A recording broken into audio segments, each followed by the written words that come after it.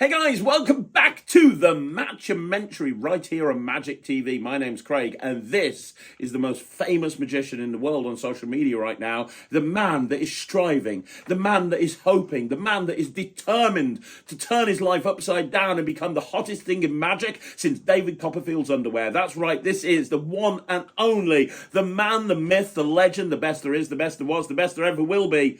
Straight out of L&L Publishing's fake audience, it is Matt, the Animal Cluely. How you doing, Matt? The fuck happened then? Trying new introductions for you. You like it? The most famous magician on social media. Yeah, well, you're up Dynamo there. just released his new show. Yeah, but it's dead now. Yeah, that's true. The most famous living magician. Anyway. Dynamo's dead. Anyway, two things have happened since last week. First of all, hopefully you've been practicing with your chop cup and your bear trap, because obviously it's ticking, buddy. 2 weeks' time, live right here. Jack's going to be here. Michael's going to be here. You're going to be there. Paramedic's going to be just behind. You're going to be slamming your hand in the bear trap. Anyway, we're not talking about the bear pit today. The bear trap in the bear pit. Not needing to worry about that. Not needing to worry about that at all, because we need to talk about your show. And for those of you that weren't here last week, I told Matt that he was coming along with me to do an illusion show. Now, this illusion show was taking place at one of the most expensive boarding schools in the UK, where you literally have to be a millionaire to send your kids there. They told me how much they fucking charge to... It's insane. And we do that gig every single year. They absolutely love us. And we do a full illusion show every year. And it's 250 minutes with an interval in the middle. We take over their theatre. Every year we do a completely different show. And last year I think I had Alex Foden there. Year before I think it was Nemeth Phoenix. I always go. Kat's always a part of it. And this year it was me, it was Kat, and it was Matt. And I took the opportunity to tell Matt to perform a trick out of his show that he's going to be doing at the House of Secrets for that audience. Now, he was worried and nervous about it, but I do want to say, in all seriousness, and I know we joke around about on the Matt-umentary, I do want to say, if I didn't have faith in you, if I didn't believe in you, if I didn't see something in you, I wouldn't allow you to do a trick on your own that you'd never done before in front of one of my best clients. And I'm deadly serious about that, and you know that. Because I don't want to lose this place as a client. And I said to you... Do we still have them as a client? I mean, no, but that's it's my stupid judgment. I managed to save them and said, come back next year, but don't bring that fucker with you anymore. So it's fine. No, they were over the moon. They sent feedback in saying they loved it, again, as normal. But yeah, in all seriousness, that's how much faith I have in you and your ability to perform, that I said, hey, take this trick that you've never done before in front of a live audience and do it at this gig. Tell me how you felt. You picked colour psychology to do. That's not what it's called. Psychology, whatever the fuck it's. It's a stupid name anyway. Sort it out, Luca. It's a great name, Luca. We just can't say it. Terrible name, Luca. Oh God! What? Is Luca going to see this? Probably. The last time we did something that to do with colour psychology, you said, there's no way Luca will watch this. And then he did, and he commented. Yeah, he did. Yeah, so there's a very good chance. Is Luca going to see this? Very probably. Especially if somebody messaged him and told him to watch it. Oh, no. Nobody tag Luca in anything. Nobody mentioned I don't mind. Michael. I didn't even think about that. When you put this on social media. No. Under no circumstances tag him. Under no circumstances tag him. No. I'm just going to spam comments tagging him so that his phone just pings non-stop until he opens it. No. So what made you pick psychology? Because I love it. Yeah, but you love all of the tricks in your show. I just think it's great. And it's like being able to kind of like that poor girl. Well, I don't want to say anything until we've watched the performance in terms of what actually happened. Oh, okay. Why did you pick it? Because it, as expected, it looks fantastic on the stage.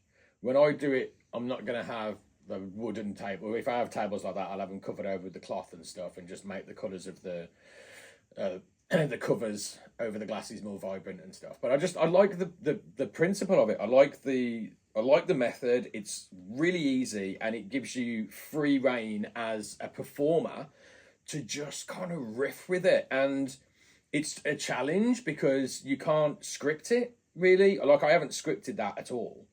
It's literally, I had some ideas in my head of things that I wanted to say. I've watched other mentalists when they're doing this kind of thing. Like, Darren's very good at twisting people in half, isn't he? So that they don't really know what's going on. And they've got an idea about what he's doing, but they don't know how to stop it. And I love that. I love the fact that he's so honest with his audience, and he goes, I'm not reading your mind. I am not a clairvoyant. This is nothing supernatural. This is me suggesting to you the actions that I want you to take, and there's nothing you can do about it. And as soon as you tell somebody that, they're fighting against it the whole time, and that's what I did. Okay, but that kind of principle of doing that is so interesting. It's genuinely, I know it's not, you're not doing what you're telling them you're doing, but the whole thing is still psychology. Mm-hmm. You're twisting people in half, and they really want it. They really want to win, but they can't. And you come out on top. And I love that kind of, the idea of doing that to a live audience. I was actually genuinely excited about giving it a go and just seeing what I can do. I was fucking terrified. Absolutely, like, ridiculously terrified. But the idea of being able to do that to an audience excites me. It's great. I get love that. it. I get that. So that's why I chose that one. I just wanted to see, and that's, like you said, it's not scripted. It's not. I keep getting text messages, people offering me jobs. Tell them to fuck off.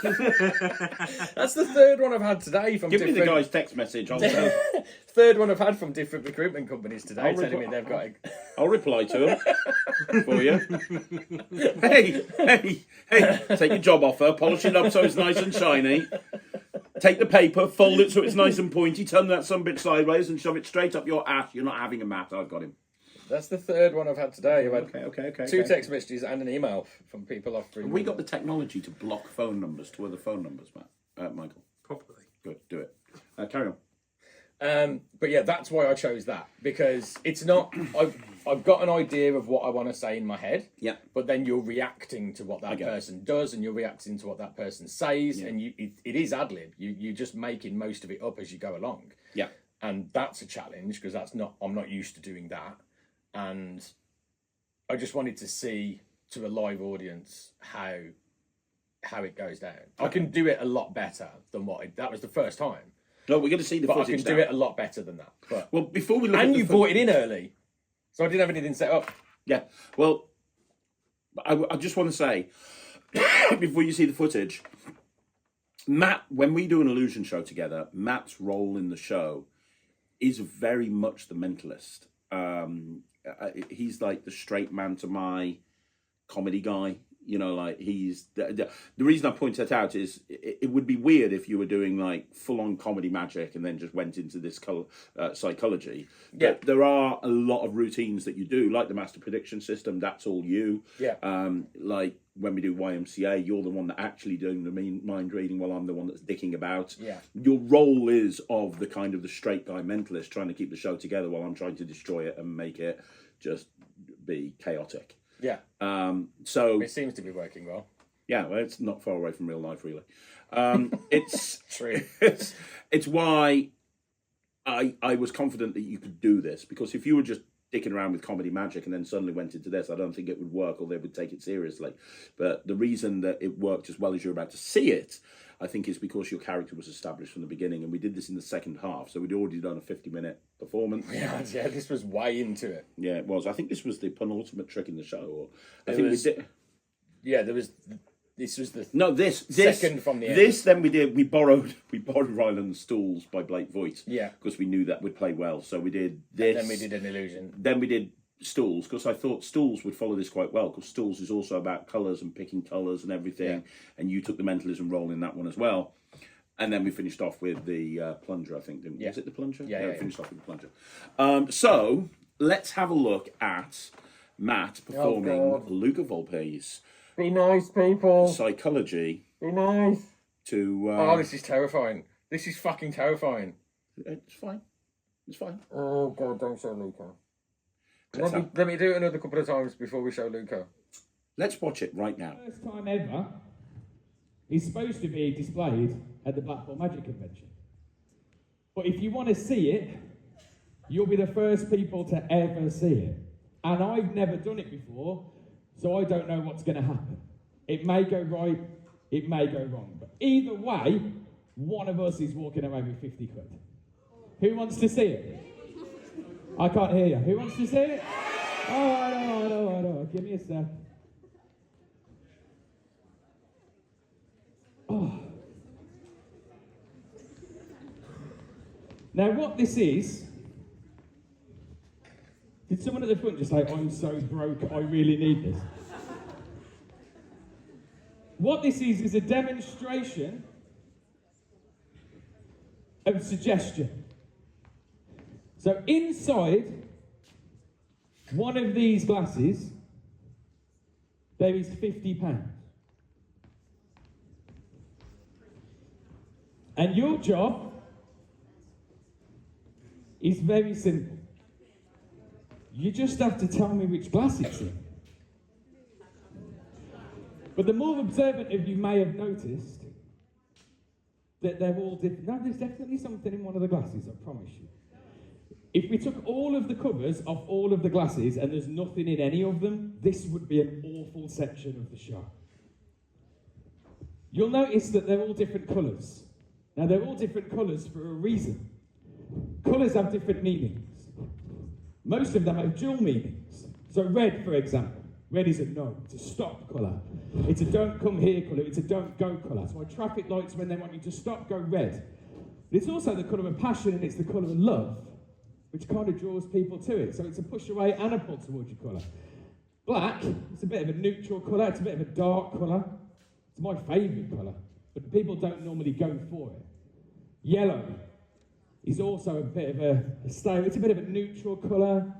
Doesn't really mean that much. People would kind of generally stay away from yellow.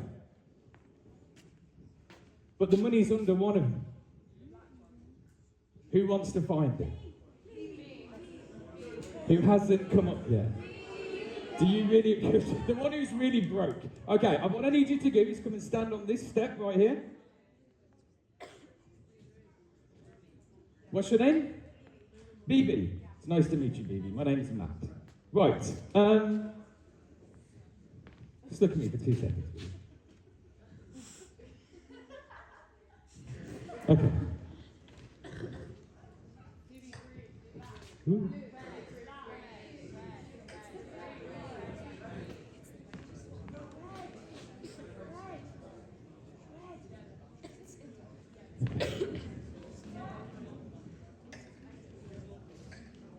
Okay. I think we're good to go, baby. In a minute. You have to stay there.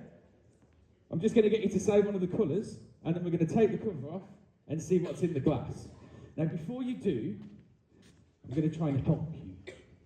Or am I? I don't know. I mean, I could be helping you. I could really want you to win the money. You have said you're broke. I could really want you to have it. But then it's my money and I've earned that, so would I just give it away to you? You need to decide this. Now, BB, listen. The red one is a no colour. That's a stop colour. It's a go away colour. I've also put it on the end. Now, because I've put it on the end, that's two things that are going to push you away from that colour. So I'm definitely just trying to make you not pick that glass first, okay? Green is the colour of money. Why would I put the colour of money under a green cover? Also, it's not in the middle and it's not on the end, so that's a pretty safe bet. So most people would go for 2 or 4 first for that reason. But would I put money under the colour of money in a safe spot? It seems a little bit too obvious. Yellow, smack bang in the middle. It's a bit of a nothing colour, and BB, nobody ever goes for the middle first. So you're not going to pick that one. The blue one, it's quite a bold blue, it's quite a nice blue. Do you like that colour blue? You do? I thought you might. That's why I put that one there. The black is a nothing colour. You don't even have to worry about that one. You're basically picking from those 4 to start off with. Okay? So, BB, for £50, which one is the money under? You can ask your friends if you want. You can ask for advice. You can phone a friend. Where's the money, BB? You think it's under the red one? There's plenty of people that are disagreeing with you right now, BB. You think it's under the red one? You want to stick with the red one? You think it's red? Okay, let's have a look. Is it under the red one? No. It's empty. It's not under the red one, BB. Do we think we should give BB another go? Really? You're only saying that because it's not your money. Do you want another go, BB? You do? Oh, you were very polite about that, so I'm going to let you do it. Now, think about it. You've gotten rid of the red one. You've gotten rid of the no, the stop, the stay away colour that was on the end. Both of those things were saying no, and you went for it. Now, why was that? Was that because you thought I was double bluffing you? Did I spend too much time talking about that one? You thought it was reverse psychology. It may just have been reverse psychology. It may not have been any reverse psychology at all, but you can guarantee you this is psychology, BB. I'm going to give you another go. Now, it's interesting how they've fallen there. You went for the end one first, which means typically you're not going to go for the end one again. But the end one's now the green one. And there's no middle one anymore. So there's nothing to avoid in the middle. The end one is the green one, which is the colour of money. Which I've got a feeling you were kind of drawn to earlier, but decided to go against it because it was too obvious. Now, is it still too obvious, or are you going to go green? Again, yellow, nothing colour, probably not going to go for that one. The blue is quite drawing. Still a really nice colour, you like it, it could be good for you, and the black one is nothing at all. So which one of these three is it going to be next? Black? Yellow? What made you change your mind? You said black and then you went yellow. Why did you change? You were originally drawn to yellow, so what made you say black? Was it because I was so dismissive of it? It made you think, oh, it's got to be that one because he's not paying any attention to Blackie himself. He's trying to take my attention away from it. Is that the case, or was I doing that deliberately so you wouldn't go for black? You definitely still want to go for yellow though, right? You want to go for the colour that nobody ever goes for. That's the one you want to go for. Yes? You don't sound very confident, BB. Are you sure? Yellow. All right. Let's go yellow. No.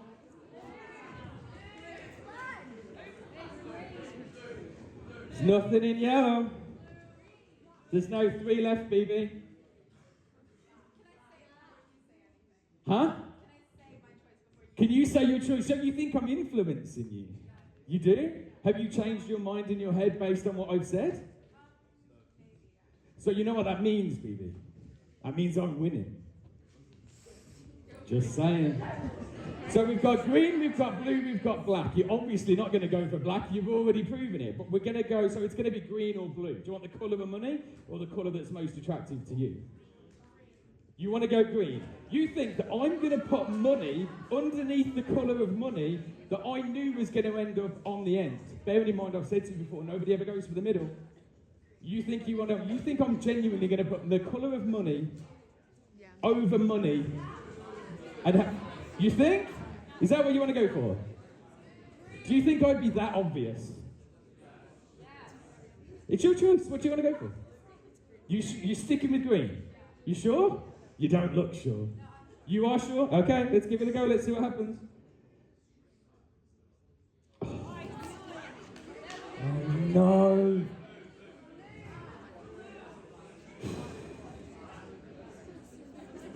See, BB, you've now got a 50-50 shot.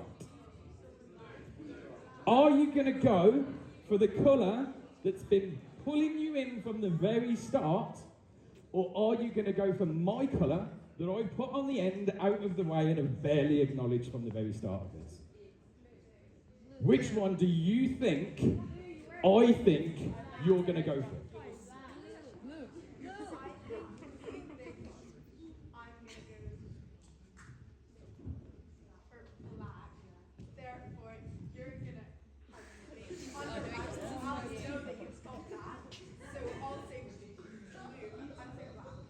Right, you're really lucky, BB, because you're in the presence of one of the only people in the world who'd be able to understand that logic. Yes, it does kind of make sense, yeah. But what you're doing is you're thinking so many steps ahead right now that it's clouding your judgment.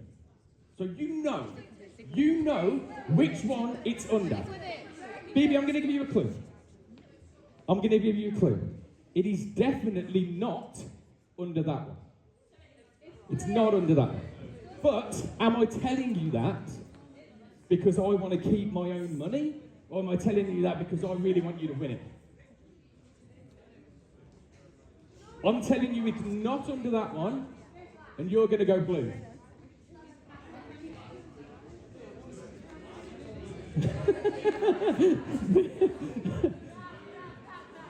BB looks like she's having a crisis. Hey, she's having a crisis. Where are we going, BB? What are we doing? Wait. You think the money's under blue? It's not what they think, BB, it's what you think. It's your chance to win the money. Do you think it's under blue?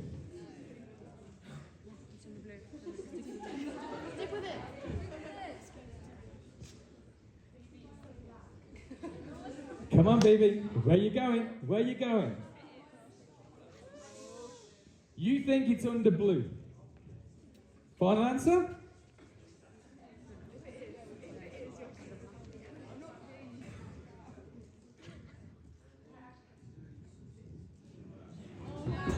Not under blue, baby. Which means I get to keep my £50. Thank you very much. What? No, it's in there. I thought we built a relationship here, guys. Are you telling me you don't believe me? How dare you? All right. You want to see what's in the black one?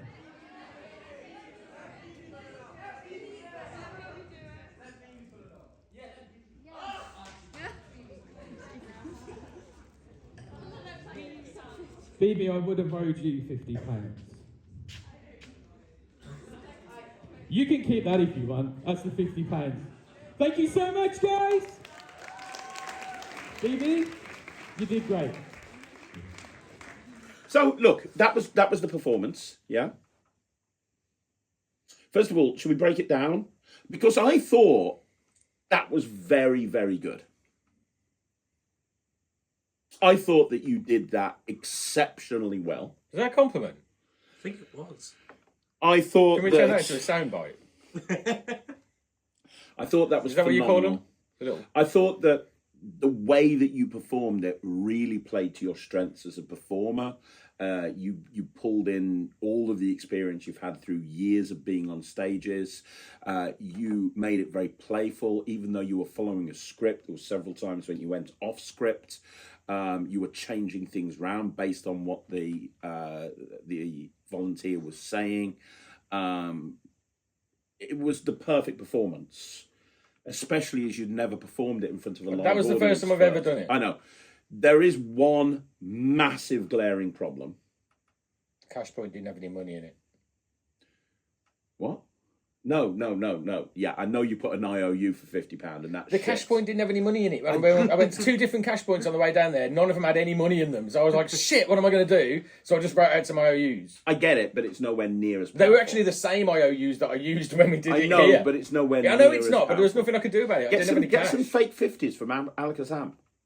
Alakazam sell fake £50 notes. Do they really? Yeah, because you're never going to give it to the person, but it's stage money. It looks identical to a £50 note. That way you don't have to tie up 250 quid in a prop, you can just get some stage money from Alakazam. How much are they? 50 quid each? No, they're like you can get a pack of 50 of them for like £1 or £2. It's really cheap. Don't do it now. What's it We're in the called? middle. Just ring up Alakazam. I can't remember what it's called. Ring up Alakazam and say you need some fake £50 notes. They'll hook you up with them. They sell them. Okay, cool. Just some stage money. Okay? Yeah, That's what you need to do. Carry on. But that wasn't the problem, although, honestly, I did cringe. Wait, problem? What was the problem? I did cringe a little when it was like an IOU. I think There that's was nothing really... I could do about it. I get it. Yes, there is. You know, a bad workman always blames something else. You have to take his responsibility I didn't for that. blame anyone. There wasn't any money in the cash points. There was nothing I can do So about you blame it. the cash points? No. Well, yeah, it was the cash points. You should have been more organised. But What? so I did what I could. Should have I been more improvised. I know, and I get that. And it was not as good because It you wasn't as improvised. good. Yeah, that's that. But that's not the main problem. Would you put your phone down? We're in the middle I'm of trying to look for money. Fuck off! Jesus Christ, it's worse than fucking Lloyd Barnes. It's just when while he I've got it filmed in my the head, because podcast. as soon as I go back in there, I'm going to carry on working again, and then I'm going to forget. Well, I'll remind you later on. That wasn't the main problem. What was the main problem? The main problem was it was 15 minutes long. That's all right, isn't it? Right. You should know this because you're a fucking stage performer. You have a 45-minute spot at the House of Secrets. Yeah. You can't go over that 45 minutes. Maybe you can deviate by 5 minutes, but people have bought tickets for a specific length of time. Your show that you have planned for the House of Secrets has a narrative that runs all the way through. It has a beginning. You have the little pad on stage where you're writing dates down. You can't skip one of those sections because each one is tied into a date that's written on the pad. And the finale ties it all together. It is a structured act. Yeah. One small part of that lasted 15 fucking minutes. Yeah, but I can No, condense it. mate, come on, I'm being serious now. I can condense it. I said that to you. The show ran over. Now, it wasn't a problem because it's a boarding school. Where were they fucking going to go? The show ran over at the gig that we did. It ran over because you said to me, yeah, it's going to be about 6 or 7 minutes. Fucking 15 minutes in, you're still bollocking around. I was enjoying myself. I know, and that's great. I'm glad you were having a good fucking time. They were 'Cause having me a and- good time. I was in the fucking wings going, fucking, I had to cut 2 tricks, as you know, from it because by the time you'd finished that, I'm like, right, get rid of that. I was literally rewriting the show order as he was on stage. I was like, right, no, gone from now. And then I got really into it. if you don't see the rest of the footage because Kat stopped filming, but you see me switch my mic off and I go, give it up for Matt, and I'm like, well, going straight to the stools now, you know, like because I just had to cut a load of stuff, which is fine when we're in control of the show. Yeah. But at the House of... you're trivialising this, but I'm deadly I'm not serious. trivialising it. I know it ran over. It's the first time I've ever done it, and I was just rolling with the reactions of the audience member. So she was taking her time, deciding what to do. The whole audience got involved, and they were shouting out. Here's the so problem, I'm going to have Matt. to learn how to control Yeah, it. because here's the problem. Because that sort of routine is always going to get the audience involved. Yeah. Well, I mean, I wasn't sure if it was going to or not. As it happens, it did, and they all got involved with it. no, So now I've got to learn and think about You how either to control have to the cut audience. some stuff out of your show Which that I you're can't really planning for the do. House of Secrets, or you need to figure out a way of actually making this more concise. Which I will. As good as the performance is, like I would be happy for you to do a 45-minute show, cut some of the stuff out and say, I'm going to do that, it's going to run for about 15 minutes, because it was brilliant. The performance was brilliant. The tension that was built in the audience was brilliant. The way that you handled the spectator on stage was brilliant. Everything about that performance was brilliant. If you said to me, I'm going to cut some other shit out and I'm going to do that and I'm going to have it last 15 minutes, I'll be like, yeah, that's fucking amazing. Do that. But you know as well as me, because you've been to enough illusion shows with me now, that the clients that book us, they've got a very specific window. It's like, right, Yeah, I'm aware of 25 minutes. We need this show to run 25 minutes. Like, we did a military base with Ryland the other day, if you remember, and we were there, and we had to cut 2 tricks out the show because he fucking dicked around with the cue ball for too long. He did dick He around was with the cue doing the ball, cue ball for way longer than he needed to do. And I had the same problem with Ryland. And I said to him afterwards, that fucking cue ball went 7 minutes. It shouldn't go more than 4. We've had to cut a trick out now because of that. Next time, I want it more concise. I'm not saying this to belittle you. Again, your performance was fucking amazing. And I did not think that you could deliver that sort of performance the first time that you did it. It was the first time I've ever done it. Yeah, and it was incredible. But it's not even about the House of Secrets, because the House of Secrets, there is a little bit of flexibility. Not that much, but there's a bit of flexibility. But ultimately, I'm guessing you want this show to go into corporates. You're going to want to, it'd be cool. You know as well as me, come on, what's the big thing that we get when we do an illusion show for a corporate? Right, has to be this time, has to start here, has to end there. And a lot of the time, how many times have we had it where a corporate goes, I know we said 45 minutes, but now can you just do 20 because everything's run on? Like, it has to be more concise. And your problem is you react from the audience. You take the audience. A performer. Yeah, and that's great. But then there's no time to do anything else. Like if you were doing that gig that we did the other day where it was 20 minutes, it'd be you walking out, doing a warm-up, colour psychology, colour fucking whatever it is. Thank you very much. My name's Matt Clooney. Bye. It'd be literally turn up, do a trick with the dice. Show. Do a trick with some glasses. Great show. I'm being serious. But it becomes a problem when you have a show organised and structured that you can't cut anything from. We could cut stuff from that show in the that we did the other day. Generally, as a rule, when Ryland overran with the cue ball, I was able to cut a trick out because there was no narrative that we needed to play to. The show that you have created for the House of Secrets, and then potentially for all future Matt Cluley bookings for a cabaret show, is structured to tell your story. You literally can't take anything out of it. So overrunning is not going to be an option because we'll get a complaint. The client, if we overrun, they'll be unhappy. But it was, like I said, it was the first time I've ever done it, and I just rolled with it and saw what happened, and that's what happened. Did you realise you didn't realise it had ran as long as it did? No, did you? I didn't. He came off stage, 15 and I was minutes. like, "That's amazing." I was like, "It went a bit long," and you were like, "That was only 5 or 6 minutes." No, fucking motherfucker, it was 15. It flew by. It absolutely flew by on stage. I would consider having a clock, a little digital clock in your case, so you can keep track of the length of the show and write down when your show order where you should be from a timing point of view of every trick. So I can try and drag it back if something runs over. Yeah, and honestly, I would I've just got do to figure that. out a way of. I didn't want to. Your greatest strength is your greatest weakness. I wanted to pressure her into making a decision, but not too much. I didn't want to bully her into making a decision, and she was really struggling to make a decision. And I didn't want to bully you into doing it, but at the same time, I wanted to put just about enough pressure on her to set her back a little bit, but not. I didn't want to turn the audience against me by bullying her, and I think I did that. But yeah, I'm just going to have to figure out a way of condensing it down and making it quicker, which is fine. Like I said, that was the first time I'd ever done it. I literally, like I said, didn't really have a script. I had a general idea of what I wanted to say for the first one.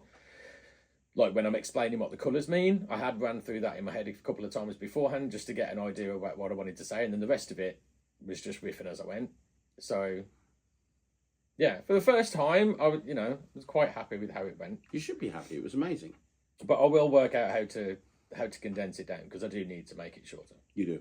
You really do. But that was great. I mean, that is really good. Like, that is really good. I mean, apart from... And seriously, get yourself a little digital clock, write down the show order, and write down where you want to be at the end of each part so that you can make sure that you're keeping to as proximate as time as possible. Yeah, sounds like fun. Well, I've got my watch. Yeah, but no. No. Just be like, excuse me, ladies and gentlemen. Yeah. Like, okay, we've got to get this one done quite quick. No. Very unprofessional. But yeah, other than that, really good start. And what we'll do is we'll do that at another show and we'll get you to pick a different trick. So think about what trick you're going to do next. I'm going to get you to do it next. I'm going to give you enough notice. We're doing a big show on New Year's Eve at Drayton Manor Hotel. Oh, shit, yeah. You get to pick. Same one we did last year. Yeah. You get to pick your choice. I want you to pick a trick. From my show. From your show. Different one to colours, coloured, whatever the hell it is. Can I do the fork bend? No. No, you can't. That's in my show. Don't care, no. That room is massive. They want to see a fork bend very well. And you're completely on the round. So, no. But with that being said, don't forget that in 2 weeks' time you're doing the whole bear pit act. So make sure that you keep practicing chop cup over Christmas. Michael, we're not here next week. What's happening next Thursday? Have you got something scheduled? There's something scheduled. What exactly it is, I can't remember. Thanks, Michael. I'm so glad Michael's here and he's got it all together. Yeah. That's great. There is something. There is something that doesn't. We're in good hands. There is something that doesn't involve Matt Cluley. So you know. Doesn't involve me. Oh, fucking not all about you, dickhead. No, I'm just like, that's a good thing, surely. Surely that's a good thing. Yeah, but we'll be back, over Christmas with a ton of content. We've got a load of really special stuff planned. We're going to be back the week after with Matt doing his Bear Pit Act. And then the week after that, we're going to be looking at the footage from our New Year's Eve gig where Matt will be performing something else from the show. But thank you once again for joining us, Matt. I really, genuinely want to say well done. I'm sure Luca won't find that terrible. Please don't let Luca watch it. Please don't let Luca watch it. It's going to be the title. I don't want Luca to watch it. I'm sorry, Luca. You did it great. And we'll be back next week. Have a Merry Christmas. Tell everyone Merry Christmas. Merry Christmas. Merry Christmas, you filthy animals. And a Happy New Year.